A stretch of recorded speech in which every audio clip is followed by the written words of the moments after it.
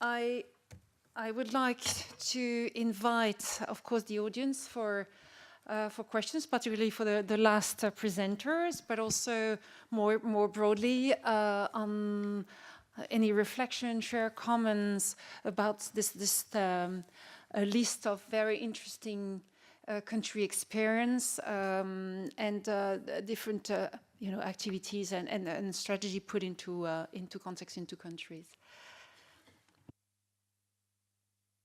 Question, comments?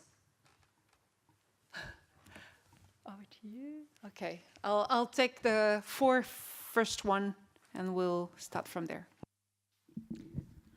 Okay, mine is partly a comment and partly a question. I'm a little concerned about some of the emphasis on cost, and that pre-service training is lower cost, and that in some way that will add value. And because the lady from Nigeria talked about knowledge, skills, and application.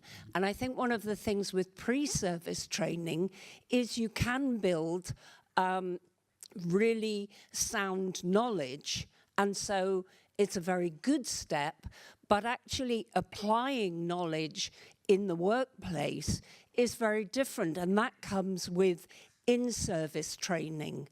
And so I was concerned in Ethiopia, I would like to ask if you're going to go back in perhaps a year, 2 years, and see how much or how effective those people are who had the pre-service and those who had the in-service. Because I think it is very important that we don't focus too much on cost, because there might be a cost saving at that point, but later on, it's dissipated because the learning has not stuck. Equally with e-learning, and I have no axe to grind because I think e-learning is a very powerful tool, but there were 1,445 visits. How much did they actually interact with the system? How much did they learn? How much were they encouraged to actually apply that? So it's really, what is the long-term impact of some of these things? And people are talking about training, not development. And I think should be more of an emphasis on professional development, because that looks at the long term. And to be fair, Cheryl, you did talk about continuing professional development. So it's just a reflection and a part question.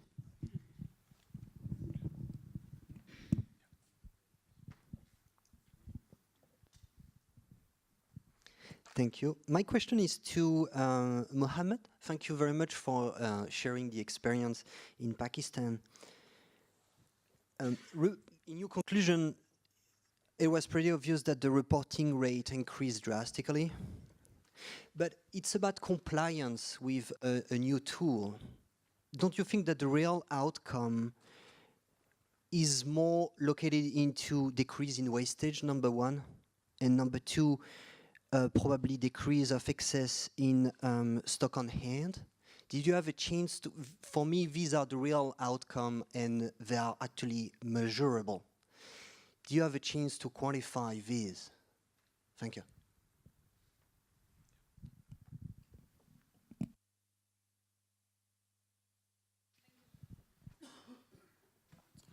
Thanks.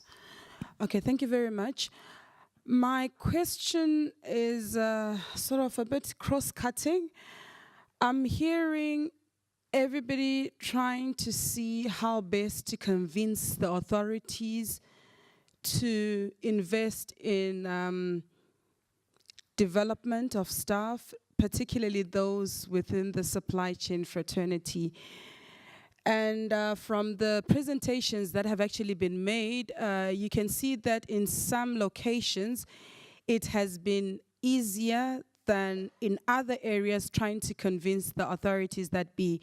So my question then becomes, what role can the donors play in actually pushing this agenda forward? Not really encouraging carrot and stick per se, but I'm just trying to think where it feels like maybe a country or a place are banging their heads against the wall and not really making much headway. How can donors actually step in to make sure that this development agenda is pushed forward? Thank you.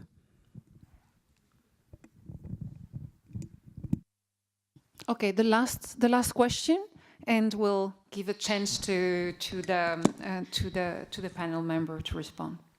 I would presume that we are talking about pre-service and then post-service training vis-a-vis costs, but I would presume to myself also these trainings are different, and then they have different purpose. When new graduates are coming to the job, we need to induce them, so it's quite mandatory. Therefore, given the circumstances around our environment, given globalizations, there are so many dynamic issues, and then we need to train on the job as well. But giving a simple cost parameter, unless otherwise, if we don't delineate the knowledge that we are looking for, would become difficult to interpret with. Therefore, I would say sometimes it could possibly be costly when we train our people on the job, but it's also we'll earn more returns by investing more cost ventures. Therefore, I'm confused somewhere anyway, because this is a continuum in human development. Otherwise, we can't demarcate that something is more cheaper or more expensive and then trying to explain in terms of cost. Thank you. Thank you for the comments and reflection. I will give a chance to our panelists to respond. I will start by our colleagues from Ethiopia. Okay, thank you for the comments. I think the comments that you forwarded were valuable comments. And I agree with you that looking at the training is from only the perspective of cost is not good enough. We also have to look at them based on their effectiveness. And actually, when I started the presentation, one of the things that we assumed in this study was we assumed that pre-service training is as equally effective as in-service training, which is a big assumption and which may or may not be true. So I agree with you, and as for us, we have also a plan to probably look at the effectiveness, to measure the effectiveness of both of these training modalities, and also compare that. So I think that would be my response. Okay, maybe I will give the... Well, thank you so much. I think that's a very pertinent question. As I was mentioning, and probably I was very brief, the system VLMIs is basically a combination of all existing softwares from WHO and UNICEF. So WHO uses SDMS, which is SIA's data management system. It looks after all the campaign data for polio and measles. And then is the CCM2, which is cold chain equipment management system that is being, has been developed by PATH, but used by UNICEF to look after at least 8 modules. And then is your SDMS. So all these, VSSM, that is vaccine storage and supply management, actually. All these, actually, 3 systems actually look after all those indicators pertaining to inventory, cold chain management, and wastage, looking after, for example, open vial and closed vial. I would definitely, encourage you to go to lmis.gov.pk. You will see that we have actually applied the system up to GIS. Because the system is very nascent, it has already been, like in January, we launched it. So we are focusing at this point in time that, there should be a reporting emphasis. So we make sure that, we change the behavior of the workforce from non-reporting to, reporting, and then see that how it is actually graduating to, good statistics, which have started coming in with this, reporting rate. And it now advises on also that which districts are actually wasting vaccines more than the permissible rates defined by Government of Pakistan and WHO and UNICEF actually. So all those indicators are there, very much there. Before moving to the response for the last questions, just wanted to make sure whether if any other panelist member would like to reflect on the concerns raised around the cost, the discussion around the cost versus the, I mean, when we talk about in terms of investing in workforces. Thank you. I'm going to handle it from two perspectives. I think there was discussion around there's a lot of weight put around the cost of in-service versus pre-service, the e-learning concept, and then where's the donor? Donor's been there. Donor is training overload. And so we have to make sure that we're able to link our trainings to impact. And I think earlier this week we talked about or had a discussion around we're focusing largely on training. And so when we are seeking funding and support from donors, our answer to them is we will train. And the donor says, okay, you've trained, then what?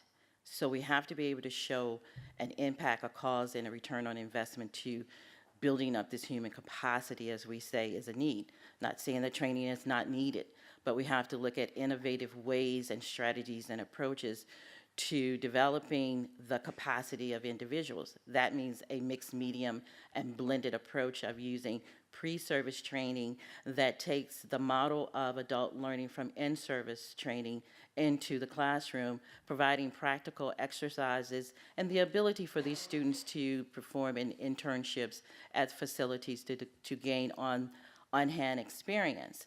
The other piece is the e-learning with K4 Health.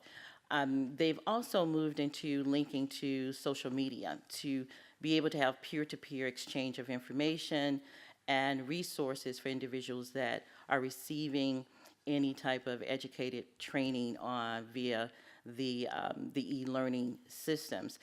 You now have where e-learning mechanisms offer for lecturers to also give practical exercises for those individuals and a way for them to participate in discussion groups and to share their experiences. I think we have to make sure that the pre-service curriculums and the pre-service opportunities allow for real-time experience at the same time. We don't discount disconnect through or discount the in-service viability, because particularly for individuals that are not able to go back to school, but we have to look at the cost to the workplace, because if you're taking one individual away, you're also putting a strain on the individuals that have to carry out the practices or the work for those missing colleagues. And so we have to look at how do we balance that, and that is the reason why we look at continuing education also. And I agree with the gentleman here about on-the-job training. It is essential. So again, if you close the loop from pre-service, in-service,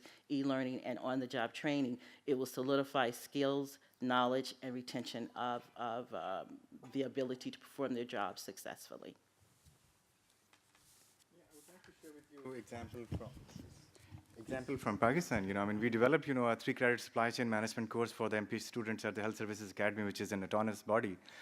And then we have, almost 2,200 people who have been trained from different supply chains, And we see that, yes, I mean, I think there is no one answer and one shoe for fitting the whole requirement. We live in a relative environment, and I think it becomes very important when you have to use the workforce for action.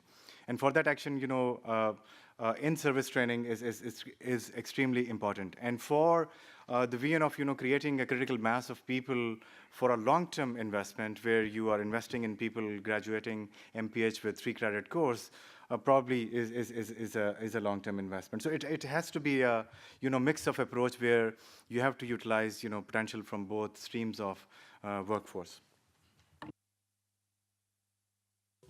Just a reaction to the question of what should cooperation agencies do to sustain the investments in human resources. I think that we are precisely in that situation in Dominican Republic. We are, in 2 years, our project is going to end, and currently most of the training activities are being supported by USAID monies. We estimated that the recurrent cost of maintaining this national unit and training the personnel is about $200,000 a year. So it's not that much in the context of the Dominican Republic. So I guess that the best contribution 2 years from leaving the country should be work with our counterparts in that figure, come to a figure, I mean, which means training our counterparts in cost analysis and in lobbying methods. What I mean is putting the arguments together and start lobbying for the resources. We haven't been entirely successful. The budget for training has increased. It's already in next year's budget, but not to the amounts expected to sustain the capacity for the system. So it's a long-term process, takes a lot of lobbying skills, I guess.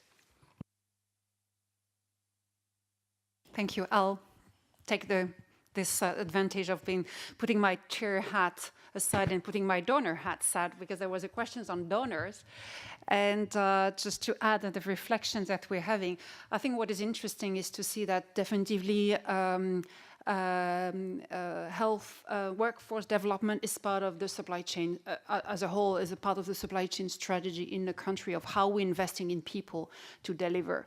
I think it's and this is what is interesting to see is the long-term vision.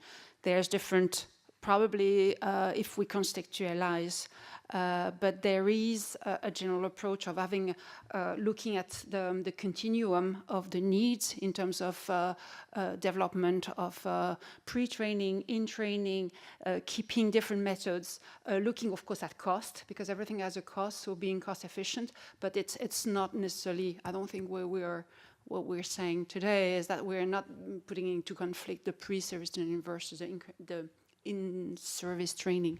But I think that seeing that there's been this reflection and the way forward, a strategic perspective on this is how we want to build our workforces for supply chain is very interesting from a donor perspective. I'll give a little bit 2 or 3 other questions, because I think there was still some hands raised, and sorry, apologize if we're heating a little bit on our time for lunch, but I think this is a real interesting discussion. So I'll take the 3 questions just over there in front of me. Gentleman from Crown Agent. So hi. This question is to my colleague Sean. We've been talking about leadership for the past couple of days. In terms of what the work that has been done in MSL in Zambia, how has the shadowing, mentoring, and coaching of the management in MSL, how has that helped to develop the workforce in Zambia for the provision of essential medicines to the last mile? The next, there was 2 other questions, if we can take them. Here, there's 2 gentlemen, Kevin and sorry, Chris, thank you. Okay, thank you. I have a question to Cheryl. In Ethiopia, 7 years back, we introduced courses which address supply chain management in the pharmacy curriculum. But now we are saying that the courses are not adequate enough for the graduate to do the supply chain management activities. So do you think sufficient depths of course are included in the pharmacy curriculum? And the other one is, when you say to expand to other school of pharmacy or other medical college, what is your basis? Just to harmonize the curriculum, or you have seen real or tangible effect? Thank you. Okay, the 2 last questions. Okay, this is actually not a question. I'm putting on my lead for the Advocacy and Knowledge Management Working Group for PTD, and I just wanted to make mention for the donors in the room who don't know about this, that there is a Making Smart Investments for Human Resources for Health Supply Chain Management guide, some guidelines and good ideas beyond as another Global Fund colleague of yours once called it, the black hole of training. Oh, I encourage you to go to the People That Deliver website. It's there.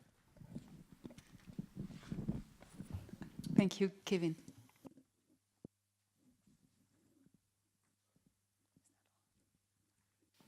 Thank you. Yeah, it's also just kind of a comment and an appeal or request, which is I think that, I think all the presentations were really interesting. It's great to see new approaches being tried in training and in other human resource areas. For sure, we've been needing to do this for a long time. It's great to see it happening. I think the presentation from Ethiopia was really, for me, wonderful because it did the thing that we're not so good at in supply chain, which is try to add a kind of operational research component, comparative effectiveness we hope to get to, but at least comparative cost effectiveness of the training. And so my appeal is just that I think, and with Pam, who's our research working group chair, I think as we're trying these new approaches and as we want to implement different kinds of trainings or different kinds of human resource approaches, if we can add that operational research component, some kind of comparative analysis that'll allow us to then document what works better, what's more cost effective. And this is important to donors because there is a lot of money going into training, and if we can find ways to use that money more effectively for more sustainable long-term solutions, that's going to be a win-win for everybody. But we need to make the case. And of course, countries are always, trying to push forward as quick as possible to have impact, and they often don't take the time or can't take a piece of the budget to add the operational research component. And so for the donors and the implementing agencies that are the people who are working at the global level, I just think it'd be great if we can really try to encourage the activities and the projects to add that extra component, because for an extra 10% of cost or something, we can really start to develop an evidence base, which we still lack, but we need to get to. Thank you. Okay, let's move to. Thank you, Kevin. Okay. So I'm going to say one word to this about the pre-service, and then I'm going to expand more. And the first word is standardize. So after a year, you incorporated an in-service curriculum into the pre-service. In your strategy and implementation plan, I would have advised or recommended that you look at the next level of how do you standardize that? How do you identify a matrix of courses or modules that could be absorbed? If you look at when you major into a course, there's a matrix of courses and sections that you have to take. And I think that I commend the countries that have moved forward with taking an in-service curricula and incorporating it into a pre-service structure. It is engaging the Ministry of Education, which does take time, but it's something that should be a concerted effort that's continuing as you are expanding your pool of students, to look at the next round of students and what were their needs, to assess that, to look at the curriculum again, to look at the content structure. You have the lectures that are being orientated to how do they incorporate an adult learning type format or skill set, because most lecturers lecture for a semester. And then when we are training from an in-service, it's very rapid. So now you see this integration. And so it's to do the observation, it's to do the discussions, it's to do the surveys, it's to really follow those students and make that agreement, to see how well that went, to follow the instructors, to do a panel observation in their course of just proctoring to see how well the course is being delivered, and then how they're able to develop the skills, if they're being able to have practical times. Are you connecting them with the clinic? So it's building that implementation part of that more soundly, because I don't think that a one-time effort of taking your curriculum to a pre-service institution will say it's going to be 100%. And again, it's looking at the different modalities of learning, and it's the different modalities of testing, because you have to be able to sync the course to the exam test of the university. So that would be my recommendation, is that it's not once that you pass that curriculum over, you're done, because it's working with the university to absorb this into a larger spectrum of a supply chain course that has a series of matrices of modules or sections that will address those particular learning capacities and areas of I would say, need. But I definitely do think that I am happy to see the pre-service being absorbed, but I say there's more work to be done, and you have to look at that from the strategy of making sure that the Ministry of Education and Ministry of Health are at the table, and the university and the regulatory authorities are there also. Erin, please, a short answer, trying to wrap up. Yeah, I appreciate everyone's hungry, so I'll keep this very short. But just to pick up on the question from Kenny over there. So yeah, we used a couple of different approaches in MSL with regards to building the capacity of the senior managers in particular. As I alluded to at the start of my presentation, Medical Stores Limited was in a pretty bad way when we took over, and that meant that it wasn't an attractive place to work for a number of people. So when we needed to recruit people for our management team, we took 2 of the 4 team members onto Crown Agents' books, so they were Crown Agents employees. And the idea being that once we'd set up the right financial systems and procedures, and MSL was getting the money it needed to pay decent wages, we were able to transfer these people over onto MSL books. And I'm pleased to say that they're still working at MSL now. So I mean, it must have had some sort of success.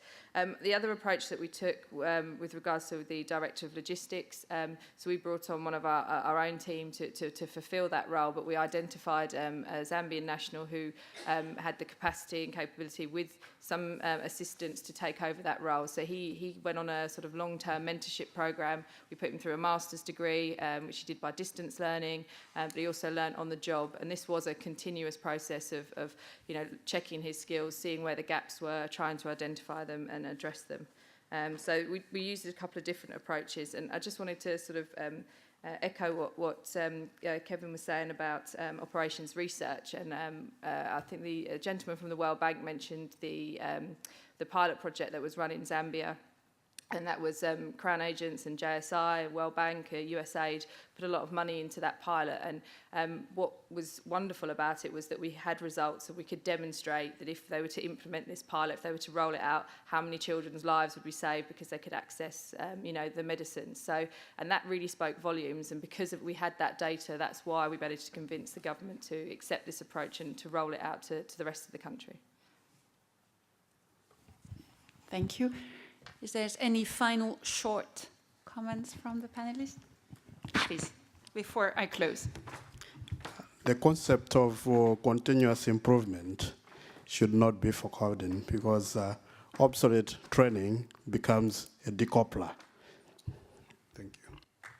That's an excellent conclusion. Thank you very much. I think this has been really very enriching to see what is happening in countries. There's a lot. It's good to share. It's good to reflect. We're progressing. I think it helps all of us to think further according to our role and responsibility, to how we can improve towards investing in human resources in supply chain. The suggestions are, I think, well taken and noted regarding operational research. Yes, we do have to document all the activities that are going on in the sector, so that we can progress and we can invest even more. Thank you very much. I would like to give a round of applause to my panelists. Thank you.